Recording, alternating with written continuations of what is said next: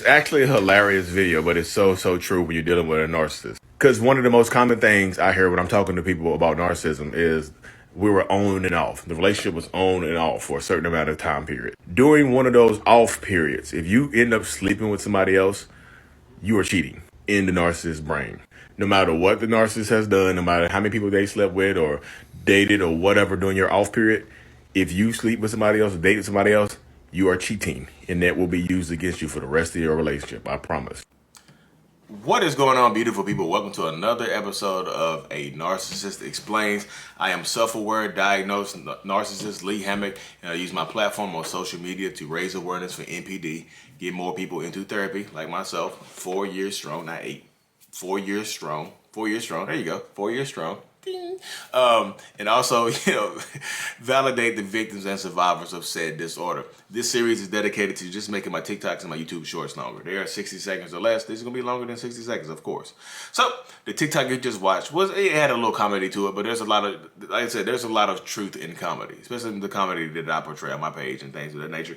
You seen the text, the woman said, like, when we were on a break, and he told me he had slept with 20 people.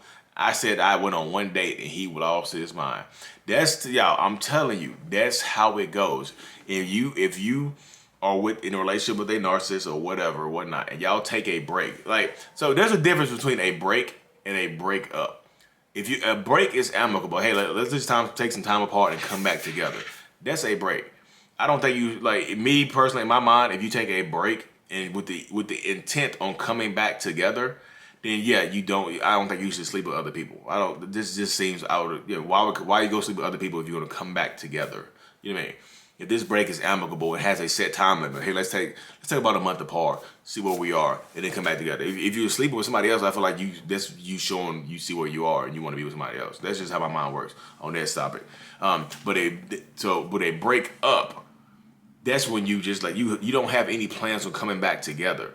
So typically, narcissistic people, when a narcissist wants to take a break, it's typically, they'll say, let's just take a break and whatever. And they'll go do what they want to do. They'll go cheat. They'll go sleep with other people. They'll do whatever they want to do. They'll, sow their wild oats, live the good life while y'all on this, this break. But you can't. And that's the double standards of a narcissistic relationship. That's the double standards that exist. And this is just not a male-female thing. This is literally a narcissistic double standard, because women do it, but women will do the same exact thing. If you go out and sleep with somebody else during this break, even though they probably have cheated on you in the relationship, you know about it. Y'all take this break, they still sleep with somebody else. They might even go get another girlfriend, another boyfriend, or whatever. Move on completely. But if you sleep with somebody else and y'all get back together, get back together later on, reboot. If y'all get back together later on, then that's cheating to that narcissist. Even if y'all break up with no intent on getting back together and you sleep with somebody else and y'all get back together, that's cheating. I don't care how much time has went by. I don't care if that narcissistic person, that toxic person, is in a whole nother relationship, married with kids or something like that. Y'all get back together 4 years later. You sleep with anybody else, you'll be viewed differently. That's cheating to that narcissistic person. And I know so many people can attest to that, because it's true. That's the truth. It's how the narcissist mind works. Narcissistic people think they own you. Think you belong to them, like you are property to that narcissist. You are a possession to that narcissistic person. So if you are a possession and nobody else gets to play with that possession, when a narcissist wants to take a break or they break up with you, you still belong to them. It's just like a kid with a new toy. That kid has that toy. That kid is playing with that toy. That kid is doing everything that they want to with that toy. They get bored and tired with that toy. They set that toy down. They break up with that toy. But guess what? They go off and find a better toy. They're like, ooh, this toy is better for me right now. I like this toy. But they don't want anybody else playing with their old toy. So if anybody else plays or touches this old toy or has sex with that toy or claps that toy's cheeks, that claps that toy's wooden cheeks or, cotton cheeks, they will come back and get it. You used my toy. I'm not calling y'all a toy. I'm not calling y'all a possession. I'm telling you, this is the narcissist mind. They come back and get it. They come back and want it. They want it. That's still my toy. It's still mine. You still belong to me. Yeah, I still claim ownership over you, even though I found a new toy that I'm playing with. That's the best analogy I can give you. I probably can think of a better one later on, but this is just off the top of my head. I've used that one before, I think. I probably have. But that's literally how it goes, y'all. That's the mindset right there. I try to convey that to so many people, but I can convey it all I want to. You have to feel it. You have to you have to live it. You have to be with it and part of it. So that's why I tell people, you have to stand in your strength. And like, don't, if you're dealing with a narcissist, don't get back with them. Just don't. You know what I mean? I know there's certain situations or whatever going on. If you're dealing with a narcissist and you slept with somebody else, you know they're going to hold it against you for the rest of your time together, for the rest of your existence. They will use your sleeping with somebody else while y'all been broken up as a reason to cheat on you. They just will. I have so many people in my comment section like, well, how do we get them to see that it wasn't really cheating? You don't. They've convinced themselves that you cheated.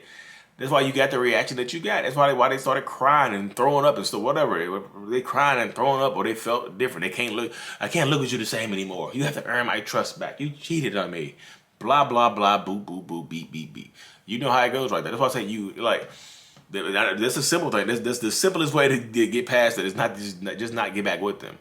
Or not tell them. Why? They're their business. But if you don't tell them, they're going to get you. They're going to keep begging and pleading, and they're going to get in your nerves. Well, I told you everything, and you going to hold that for me? You going to hold that for me? After I shared my insides and outsides and my inner thoughts with you and the stuff that I did, you going to not tell me? You a terrible person. You don't love me. You don't care about me. And y'all be falling for it. You tell them, look, I slept with one person. You whore. Heathen, Jezebel, the whore of Babylon, or the male whore of Babylon. You know how it goes. Like, they'll get you. That's why I keep telling people, like, that you cannot make them see that it's not cheating. They've convinced themselves that it's not cheating, that it is cheating, and they are going to cheat back. I'm telling you. And yeah, a lot of people in my comment section are saying that, like, this dude or this woman, they cheated the whole relationship. We break up. I find somebody else 3, 4, 5 months later, sleep with them. They find out and they go crazy. Even though they're with somebody else. Ownership, y'all. That's why they're like, why won't he leave me alone if he already has somebody else? Because he thinks he owns you. She thinks she owns you. And possessionary people are dangerous people. I don't put it past somebody like that looks at you like that as a possession to harm you. I don't put it past them, and you shouldn't either.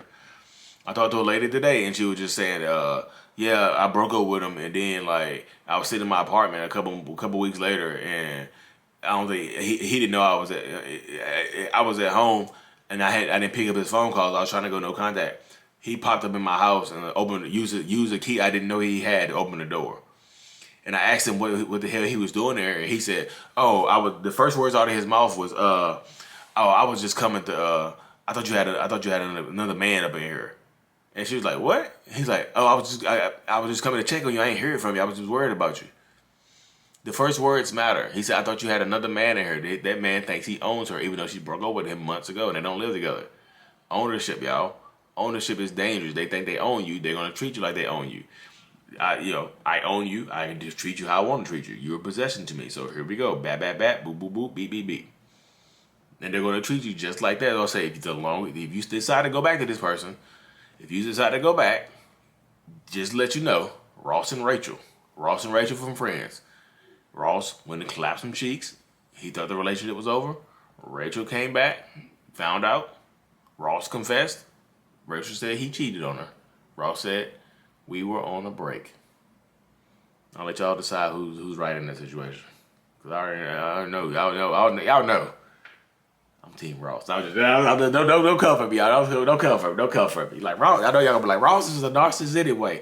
And some people are like, no, Rachel was a narcissist. Rachel did a lot of narcissistic stuff, y'all. Ross did too, but Rachel did a lot of narcissistic stuff in the TV show Friends. She just did. She was doing some wild stuff with her old doctor fiance. She was, cheating, helping her old doctor fiance cheat on her best friend who was marrying him, getting it back in, trying to get back at people. Rachel has some vengeance in her heart, y'all, and she had some get back. So I don't know. Y'all decide were they on the break, were they not on the break? But yeah, you have to stand in your truth anyway, y'all, because if regardless if Rachel or Ross was on the break, your life, you were on a break. I don't care if y'all broke up for good. You caught them clapping somebody else's cheeks in your bedroom. You go out 6 months later and move on, you know, and get your cheeks clapped or clap some other cheeks, and they're gonna that's cheating. That's why they left you. That's why I was messing with that other girl, because you was cheating on me with this person you slept with 6 months after. I know they were around. So there you have it, y'all. Stand in your power, stand in your truth. I really truly appreciate it. With great care. I know y'all read the shirt. Fire with great WGC.com. Anyway, y'all, thank y'all so much for tuning in. Mental Illness is out. Peace.